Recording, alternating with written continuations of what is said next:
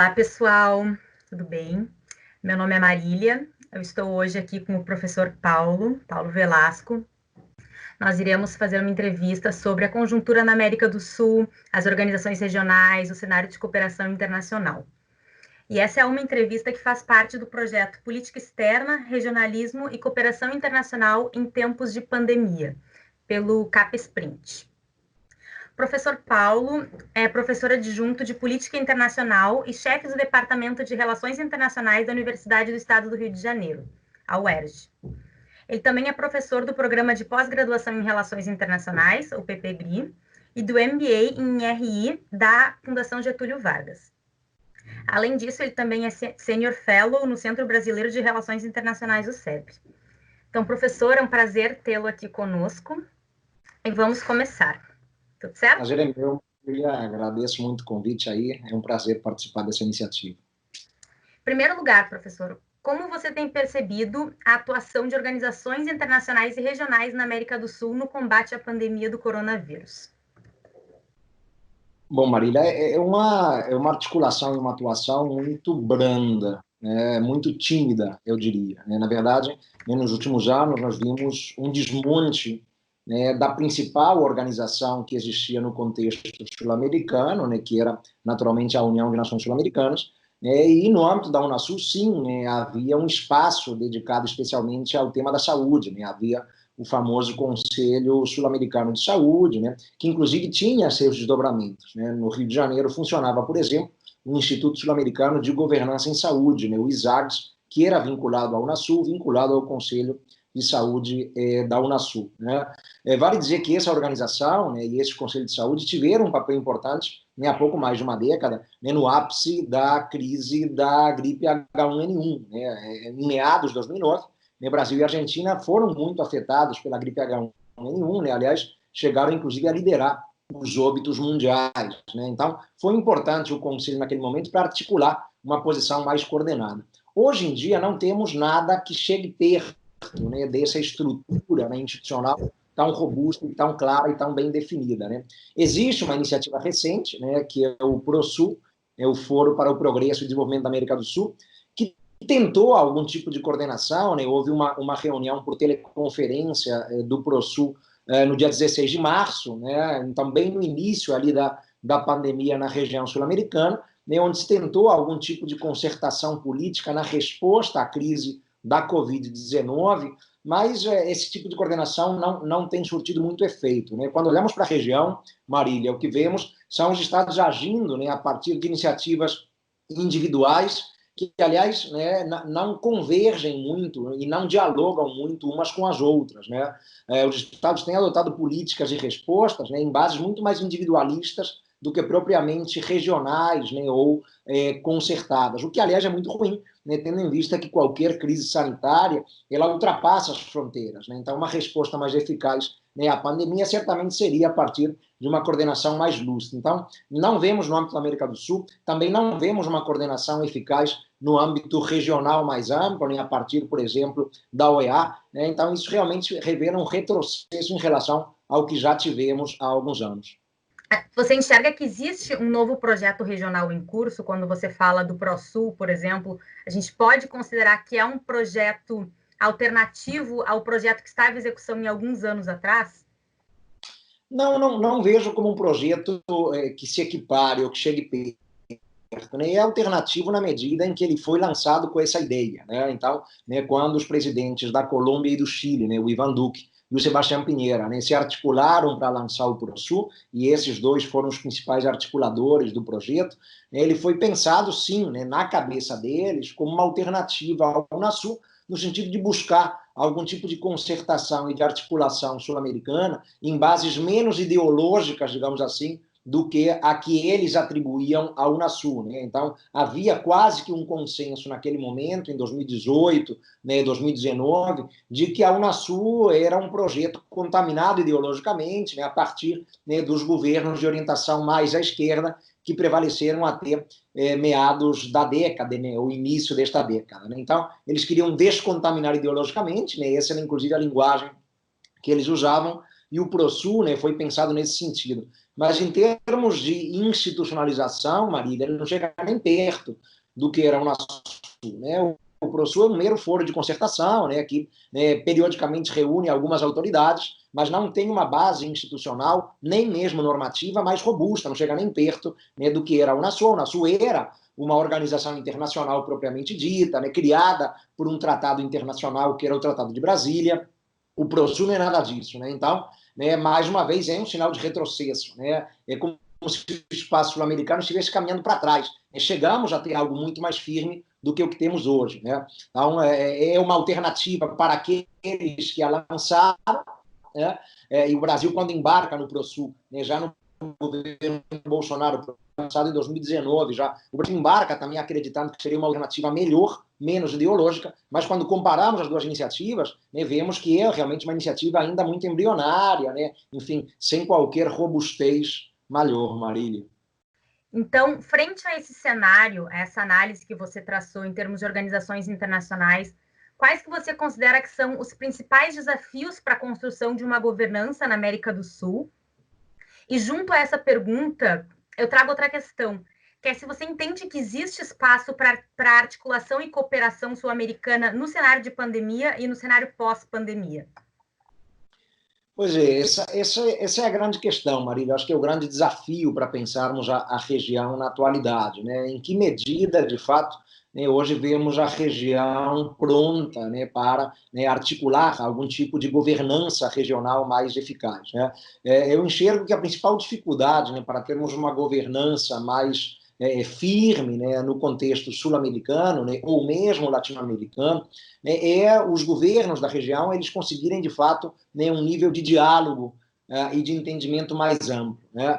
Muito embora hoje vejamos uma prevalência, Marília, né, de governos ditos mais conservadores, né, desde o fim da chamada Onda Rosa, né, vimos a região quase que toda, né, agora a Argentina se tornou uma exceção, né, nisso, mas a região quase que toda, né, dando uma forte guinada à direita. Então, no âmbito sul-americano, a Argentina é uma exceção. Na América do Norte, o México é uma exceção, né, com o López Obrador, mas tirando isso, né, de um modo geral, né, vemos hoje uma realidade política muito diferente daquela, né, da década passada, né, em que se falava na chamada Onda Rosa, né. Mas apesar desses governos, né, estarem alinhados com um pensamento mais conservador e mais à direita, né, o nível de afinidade ou a disposição que existe entre eles, né, para de fato apostarem em mecanismos de governança, pelo menos mecanismos mais robustos, né, ainda não está muito claro, né?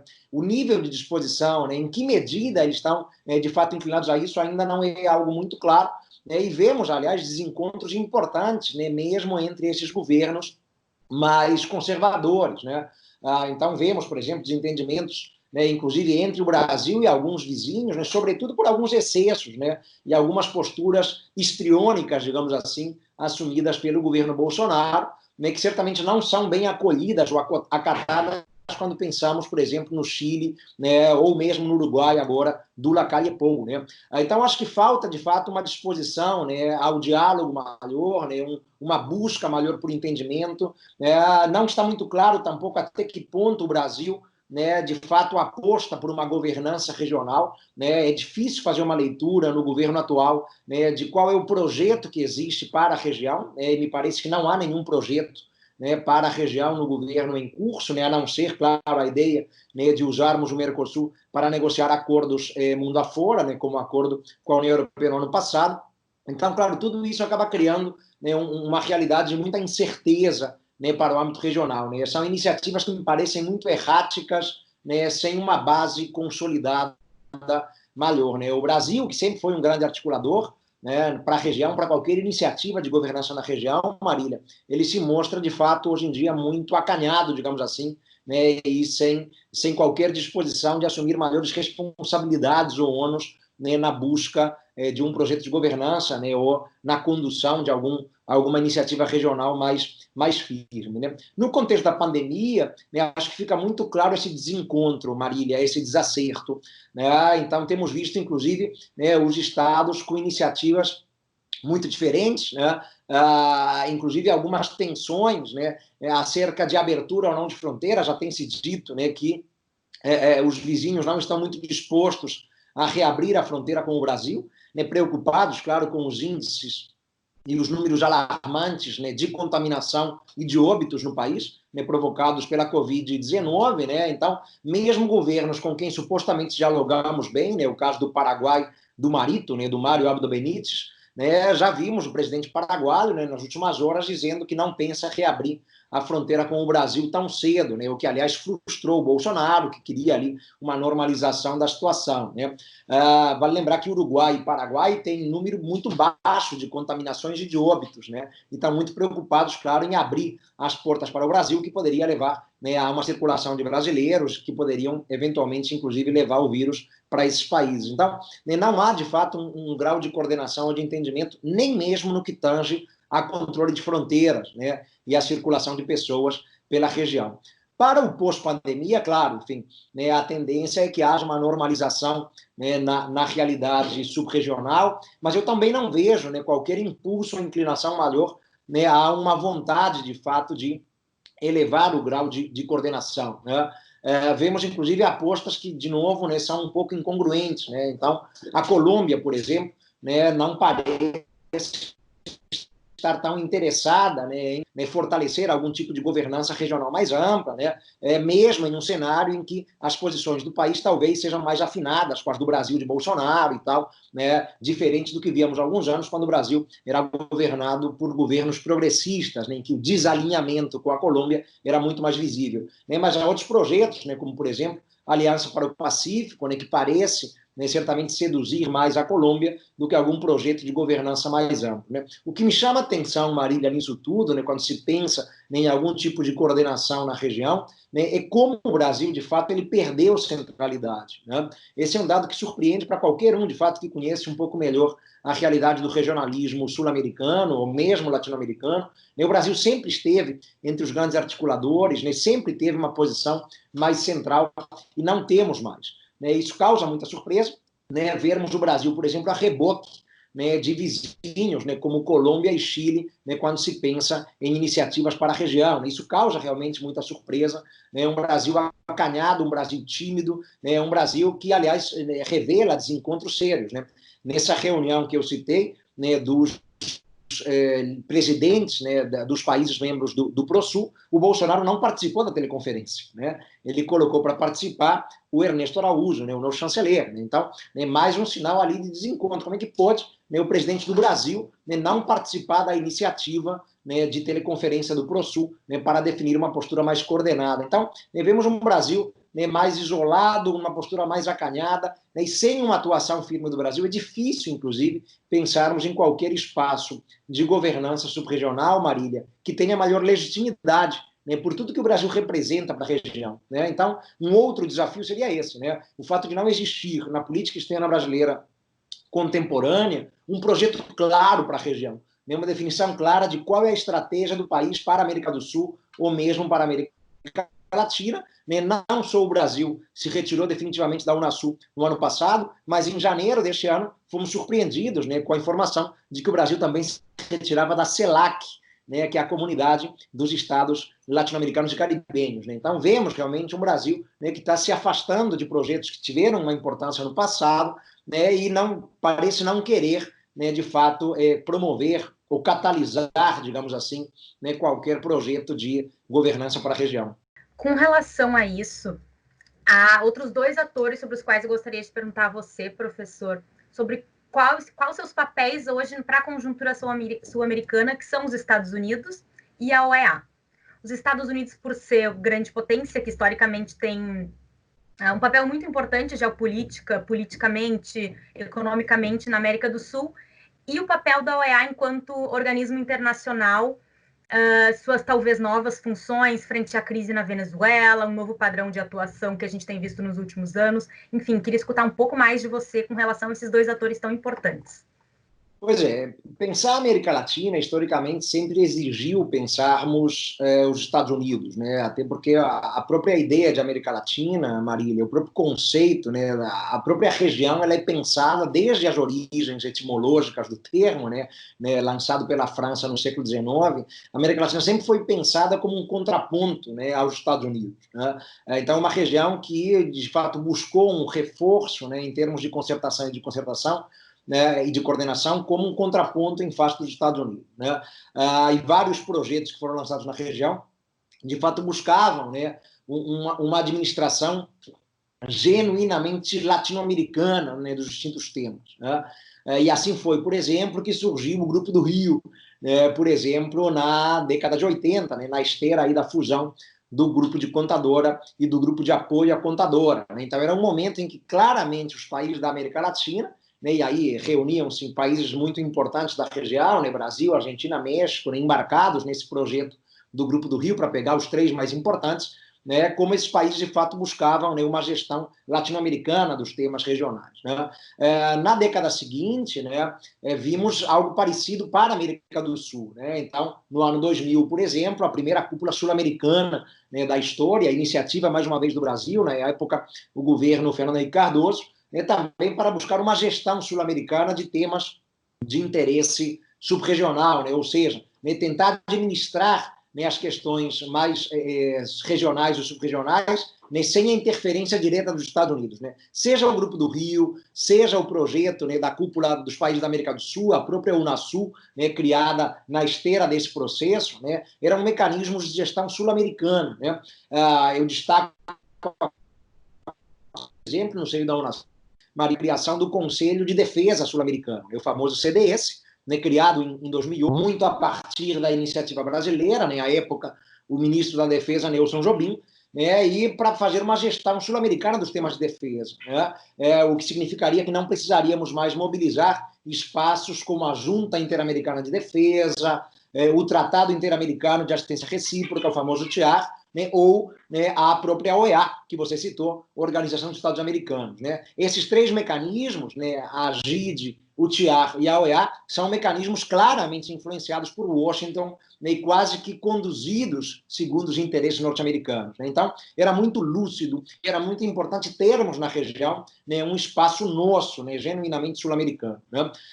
Com o desmonte desses espaços, né, o que acontece é que, mais uma vez, ficamos mais sujeitos, né, às diretrizes e à influência norte-americana, né? Não que a região, né, cuidado aqui, né, não que a região tenha ganhado muita importância, né, junto à Casa Branca ou junto à política americana. Não ganha, né? De fato, quando pensamos no governo Donald Trump, né, a América do Sul é um espaço pouco relevante, né? A própria América Latina não é um espaço muito relevante, nem vemos, aliás, o Trump agindo com grande desconfiança em relação à região, né, sobretudo na questão migratória, né, como ele tem tido uma política migratória ainda mais restritiva do que seus antecessores, né, para os movimentos migratórios, sobretudo da América Central, né? Então vemos ali um cerco se fechando sobre a América Latina, uma postura, inclusive, preconceituosa, discriminatória do governo Donald Trump, né? Então a região não é uma região importante, né, mas vemos um aumento, sim, da influência do Trump sobre a região, né, sobretudo, inclusive, por conta, né, da ascensão de algumas lideranças, com destaque aqui para a liderança brasileira, né, do Jair Bolsonaro, né, que acabam emulando, né, o presidente norte-americano, copiando muitas de suas posições e de suas ideias, por mais esdrúxulas que sejam, né? Então, vemos uma região caudatária de Washington, né, que vai na esteira dos interesses norte-americanos, né, uma região que acaba também se enfraquecendo em termos de coordenação, né, em termos de articulação, né? Então, vemos um Brasil que prefere imitar os Estados Unidos do que propriamente se articular com a região, né? E vemos, sim, né, de fato, esse aumento um pouco da incidência, da influência norte-americana sobre a região, inclusive em termos ideológicos, né? O Brasil como uma porta de entrada importante, né, para essa penetração do trumpismo, digamos assim, né, por mais bizarro que seja, né, o uso desse termo, né? Então, né, isso também atrapalha bastante a região, né? E os Estados Unidos, de alguma maneira, olham para a região também como uma região que estava caindo muito sob a influência chinesa, né? Essa é uma outra variável que a gente tem que colocar nessa equação, Marília, né? Pensar a América Latina e mesmo pensar a América do Sul hoje exige pensarmos o papel da China na região também. Né? A China ganha uma importância crescente no espaço regional latino-americano, né, sobretudo em termos econômicos, né, como uma grande investidora na região, né, como o grande parceiro comercial de boa parte da região, né, como uma grande financiadora, né, para projetos de desenvolvimento na região. Então, vemos, de fato, a China assumindo um papel protagônico em termos econômicos, e isso certamente incomoda os Estados Unidos, que sempre tiveram o espaço latino-americano como um quintal seguro para a sua influência econômica. Né? Então, claro, né, essa atenção que o Trump, né, de alguma maneira, passou a dar à América Latina, embora, repito, não seja uma área prioritária, é muito para contrarrestar um pouco, Marília, né, a presença chinesa. Né? E aí, claro, né, termos um presidente como o brasileiro, né, que acaba também copiando o Trump nas críticas à China, né, e termos integrantes do governo brasileiro, né, ou pessoas ligadas ao presidente, né, fazendo críticas, né, muitas vezes infundadas e preconceituosas à China, é algo que atende muito aos interesses norte-americanos, né, que busca diminuir, né, o papel chinês no espaço latino-americano, ou mesmo no Brasil, por exemplo. Né? Então, essa é uma outra variável importante. Né? Então, né, vemos aí os Estados Unidos olhando para a região, né, não como um espaço prioritário, mas como um espaço que deveria se livrar um pouco da influência chinesa e com posições ideológicas, né, realmente muito tacanhas, muito míopes, muito preconceituosas, copiadas de alguma maneira por alguns governos. Né? E não é só o governo brasileiro, né? Vimos outros governos da região também se abrindo mais para os Estados Unidos de Trump. Né? O próprio Macri, né, fez questão de recebê-lo muito bem, né, quando da cúpula do G20 financeiro em Buenos Aires. Né? Então fez questão ali de se aproximar muito. Né? Bom, a Colômbia é um caso crônico disso, né? Mas também vemos, né, o governo de Ivan Duque sempre muito aberto aos Estados Unidos. Então isso é uma variável, né, a ser considerada. Em termos de OEA, a OEA ela tentou, durante algum tempo, né, se livrar um pouco da influência norte-americana. Né? Acho que a gestão do José Miguel Indulsa, né, o chileno que comandou a OEA, foi uma tentativa de livrar um pouco a organização da histórica influência norte-americana. A OEA sempre foi um joguete, né, quase que uma marionete na mão dos Estados Unidos, desde a sua fundação pelo Pacto de Bogotá em 48. Né?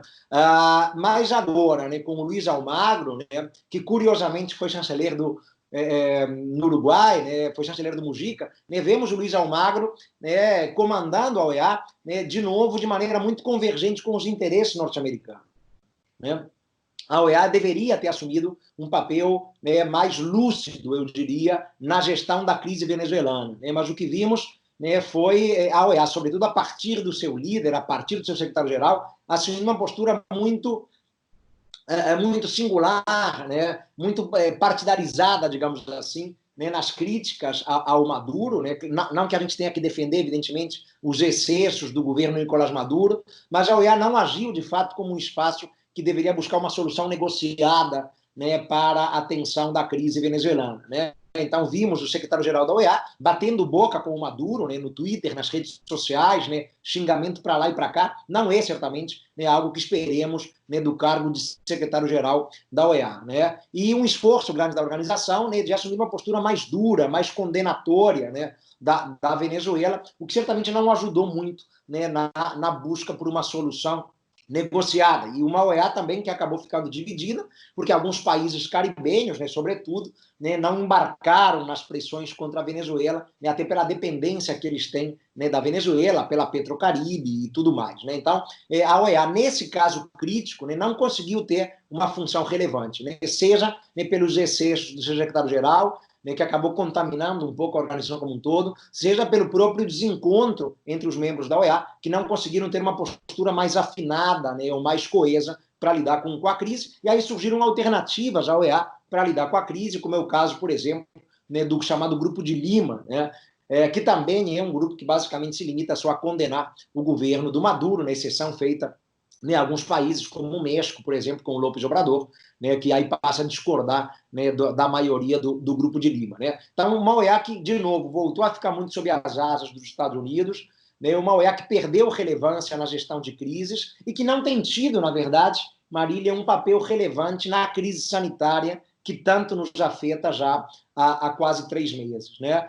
Quem tem tido alguma relevância maior é a OPAS, né, a Organização Pan-Americana, né, de Saúde, né, mas que é ligada à OMS, né, né, muitos confundem, né, como se a OPAS fosse ligada ao OEA, não é, né, a OPAS é ligada, né, à OMS, tem tido um papel mais importante, tem buscado lançar algumas diretrizes e orientações, né, caudatárias, naturalmente, do que vem da OMS, mas não é certamente um momento em que alguns governos da região, e aí de novo eu destaco, né, a postura lamentável do governo Bolsonaro, não é um momento em que esses governos estejam dispostos a ouvir a OMS ou a OPAS. Né? Pelo contrário, temos visto o Brasil desprezando a OMS, criticando a OMS, mais uma vez se limitando muito a copiar as posições do governo norte-americano de Donald Trump. Né? Então, a OEA não tem tido muita relevância nas questões subregionais, né, muito menos do que teve no passado, né, volta a ficar muito sob a influência norte-americana, né, e a própria região, né, acaba com isso também se sentindo afetada, né, porque deveria ser um mecanismo hemisférico, Marília, representativo, né, onde estão todos os países da região, exceção feita a Cuba, né, é importante para gerir os temas regionais, mas não tem sido muito assim, não, Marília. Acho que uma última pergunta, frente a esse panorama que você construiu, professor, frente a toda a análise que você construiu das dificuldades que a região tem sofrido, o que eu gostaria de ouvir um pouco mais de você é se hoje ainda faz sentido nós pensarmos a América do Sul enquanto região, né? Porque você conversou um pouco sobre como o conceito de América Latina muitas vezes se construiu em oposição, talvez aos Estados Unidos, talvez a um norte global, e que ao mesmo tempo nós temos organizações que são específicas da região da América do Sul, mas também que são hemisféricas e que de vez em quando conflitam, ora conflitam, ora se complementam, né, em termos de atuação e de trabalho. E então eu gostaria de ouvir um pouco mais de você com relação a isso, assim. A América do Sul enquanto região ainda existe? Ainda faz sentido pensarmos nesse conceito de América do Sul e pensar um pouco para o futuro, assim, se ainda existe a América do Sul enquanto projeto de futuro pós-pandemia. Bom, vamos lá. Exatamente pensar a América do Sul enquanto região, Marília, hoje é mais difícil do que nos 2000. Né? Eu acho que nós temos um compromisso maior em afirmar a América do Sul como região. Né? Aliás, isso começa ainda na década de 90, né? A partir do momento em que o NAFTA é criado e o México é fagocitado pelos Estados Unidos, né? Surge aí a ideia de pensar a América do Sul e não mais a América Latina, né? Como espaço de atuação do Brasil, inclusive. Né? O que, aliás, não combinava muito com a ideia da Argentina, né, que queria continuar pensando em América Latina, mas o Brasil preferia pensar de maneira mais recortada para a América do Sul. E assim foi durante um bom tempo. Né? Hoje me parece mais difícil, né? Não só pelo desmonte da Unasul, né, mas por essa realidade mais desencontrada, né, por essa falta de coesão, né, por essa falta de vontade, inclusive. Né? A ideia de região, né, claro, é construída politicamente. Né? Qualquer região, né, é uma construção política. Tem que haver uma vontade política para construir a ideia de região. Né? Aí não me parece que haja muito esse empenho no contexto contemporâneo. Né? Eu não vejo, de fato, o Brasil com muita vontade de se articular com a região da América do Sul, menos ainda depois da vitória do Alberto Fernandes nas eleições argentinas do ano passado. Né? A Argentina sempre foi a referência para o Brasil na região e vice-versa. O Brasil é a referência para a Argentina na região. Né? E temos aí, nesses últimos meses, desde a posse do Fernandes em dezembro, né, um desencontro crônico, né, entre os dois líderes, inclusive com direito a bate-boca entre eles também. Né? Tivemos, é verdade, a vinda do chanceler do Fernandes, o Felipe Solá, ao Brasil em março, mas não conseguiu, de fato, desanuviar, digamos assim, essa realidade mais, né, complicada, né, entre os dois países. Então, né, há uma fragilidade, sem dúvida alguma, na ideia de América do Sul como região, né, porque, como toda e qualquer construção política, ela precisa ser alimentada. Né, é preciso alimentar essa ideia de região. É preciso buscar reforçar, ampliar, aprofundar, e não há, né, muito esse empenho, seja porque alguns países, né, da região estão mais olhando para o Pacífico, por exemplo, né, do que para a própria região, seja porque outros países estão olhando mais para os Estados Unidos do que para a própria região, né, mas fato é que hoje percebemos uma fragilidade, né, um esgarçamento, eu diria, Marília, nessa ideia de América do Sul como projeto regional, né, como um projeto político regional, né, a região como uma construção política. Né. Pensar para o futuro é muito difícil, né? Cientista político não tem bola de cristal, por óbvio, né? Mas eu não vejo, de fato, qualquer realidade positiva, né? Pelo menos a curto e médio prazo, né? Que ajude, né? A resgatar uma ideia de América do Sul. Pelo contrário, né? Eu acho que a tendência é que vejamos nesse esgarçamento, né, cada vez mais efetivo, né, a não ser, claro, para questões mais práticas. Né? Então, o Brasil continua achando útil, né, usar o Mercosul para negociar com atores externos, né, em alguma medida. Né? Então, isso pode continuar sendo feito, lembrando que o Mercosul reúne hoje toda a América do Sul, né, seja como membros associados, seja como sócios efetivos. Né? Mas virou um projeto estritamente comercial. Né? O Mercosul deixou de ser um projeto mais amplo, como era no passado. Né? Aquele regionalismo pós-liberal, né? Ou pós-hegemônico, né? Como a literatura fala, né? do Mercosul, né? da década de 2000, né? O que levou ao surgimento da Unasul no mesmo período, né? Isso também se vê abandonado. O Mercosul virou um projeto quase que estritamente comercial, o que revela também, né, uma volta, talvez, ao que era aquele projeto do regionalismo aberto da década de 90, né, um projeto mais limitado. Então, para pensar a região, eu preciso de mais do que isso. Né, eu preciso ter algum nível de concertação e um nível de compromisso, sobretudo, Marília, maior, né, lembrando sempre a região como uma construção política. Né? E eu não vejo isso, né, nem agora, né, no contexto 2020, nem, né, para os próximos anos, infelizmente. Né? Teria que haver uma mudança de ares políticos, né? E nada indica que vai haver. Eu não acho que a vitória, né, do peronismo na Argentina, né, signifique uma nova mudança de rumos para a região. Não acredito. Né? Eu acho que a esquerda latino-americana se vê muito enfraquecida de um modo geral, muito desgastada. Né? Basta olhar para o Brasil, né, que a gente vê o caos, né, da esquerda. Né? Então, não vejo, de fato, um projeto alternativo muito claro em termos políticos e nada que aponte para o resgate da América do Sul como um projeto regional. O que é ruim, né? Porque para o Brasil se pensar no mundo, é muito melhor fazê-lo a partir da sua região, né? A partir da América do Sul, né? Ou eventualmente da América Latina, né? Do que individualmente ou a partir de um alinhamento a Washington.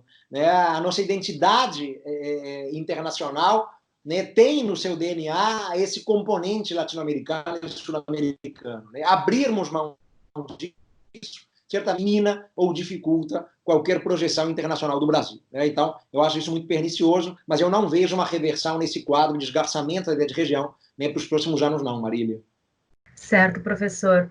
Agradecemos muito pela entrevista, acho que foi uma conversa muito interessante, você trouxe elementos muito importantes para a gente pensar a América do Sul hoje, frente a essa crise tão difícil que a gente está enfrentando. Então, agradeço muito. Eu que agradeço, Marília, o convite de vocês. Mais uma vez, parabéns aí pelo projeto.